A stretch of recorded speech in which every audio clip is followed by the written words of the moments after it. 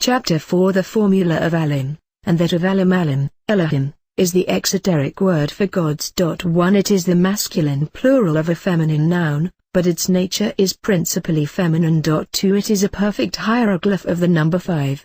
This should be studied in a note on Genesis, Equinox I, 2.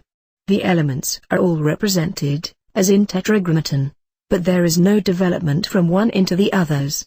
They are, as it were, thrown together untamed, only sympathizing by virtue of their wild and stormy but elastically resistless energy. The central letter is HE, the letter of breath, and represents spirit. The first letter Aleph is the natural letter of air, and the final Mem is the natural letter of water. Together, Aleph and the Mem make Am, the mother within whose womb the cosmos is conceived. But Yod is not the natural letter of fire. Its juxtaposition with He sanctifies that fire to the Yod of tetragrammaton. Similarly we find Lamed for earth, where we should expect Tau in order to emphasize the influence of Venus, who rules Libra. ALIM, therefore, represents rather the formula of consecration than that of a complete ceremony. It is the breath of benediction, yet so potent that it can give life to clay and light to darkness. In consecrating a weapon, Aleph is the whirling force of the thunderbolt, the lightning which flameth out of the east even into the west. This is the gift of the wielding of the thunderbolt of Zeus or Indra, the god of air. Lamed is the ox goad, the driving force, and it is also the balance, representing the truth and love of the magician. It is the loving care which he bestows upon perfecting his instruments, and the equilibration of that fierce force which initiates the ceremony. 1. Yod is the creative energy, the procreative power, and yet Yod is the solitude and silence of the hermitage into which the magician has shut himself.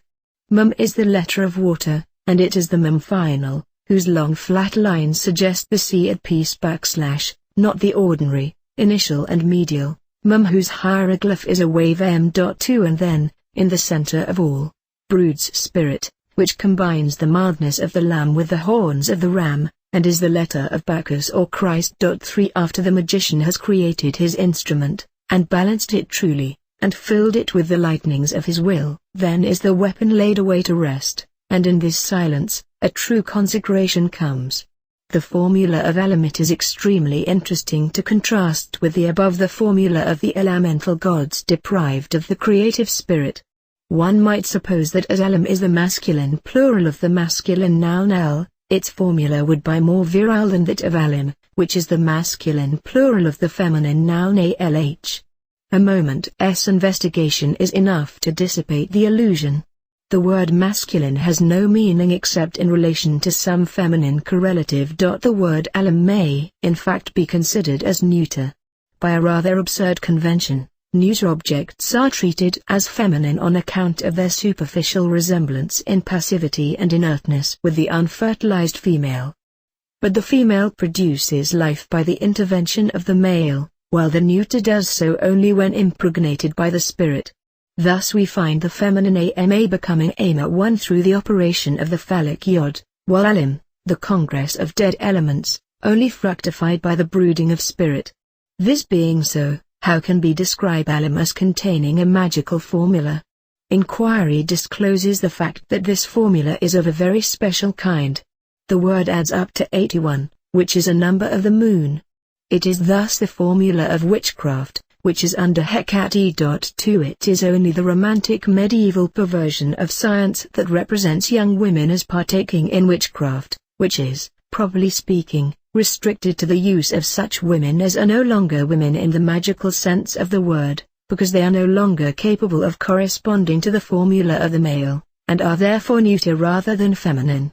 It is for this reason that their method has been referred to the moon, in that sense of the term in which she appears, not as the feminine correlative of the sun, but as the burnt-out, dead, airless satellite of Earth.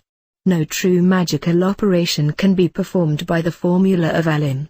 All the works of witchcraft are illusory, and their apparent effects depend on the idea that it is possible to alter things by the mere rearrangement of them. One must not rely on the false analogy of the Xylns to rebut this argument.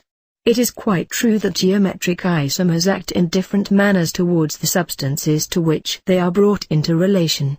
And it is of course necessary sometime to rearrange the elements of a molecule before that molecule can form either the masculine or the feminine element in a true magical combination with some other molecule. It is therefore occasionally inevitable for a magician to reorganize the structure of certain elements before proceeding to his operation proper. Although such work is technically witchcraft, it must not be regarded as undesirable on that ground. For all operations which do not transmute matter fall strictly speaking under this heading. The real objection to this formula is not inherent in its own nature. Witchcraft 1 consists in treating it as the exclusive preoccupation of magic, and especially in denying to the Holy Spirit his right to indwell his temple.